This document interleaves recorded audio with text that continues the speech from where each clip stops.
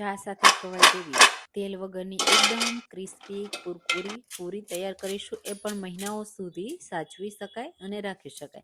તો ચાલો મેથીની પૂરી બનાવવા માટે આપણે મેથી લેશું, એને આ રીતે ચોપ કરી લેશું અને સરસ રીતે પાણીથી ધોઈ લીધી છે. પછી એમાં મીઠું નાખી રહેવા દેશું એટલે પાણી રિલીઝ થઈ જાય. હવે લોટ બાંધવા માટે આપણે ઘઉંનો લોટ લેશું, 2 કપ લીધો છે અને સાથે અડધો કપ રવો લીધો છે. અજમાને હાથથી ક્રશ કરી એડ કરીશું.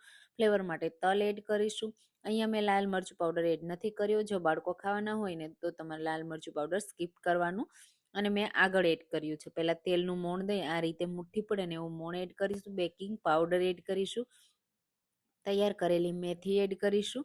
પાણી સહિત એડ કરવાનું એટલે બહુ સરસ એવી લાગશે. આ રીતે મિક્સ કરી દેશું અને થોડું થોડું પાણી એડ કરતા જશું. હવે હું અહીંયા લોટ થોડો મારી બેબી માટે અલગ લઈ લઉં છું અને પછી લાલ મરચું પાવડર એડ કરું છું.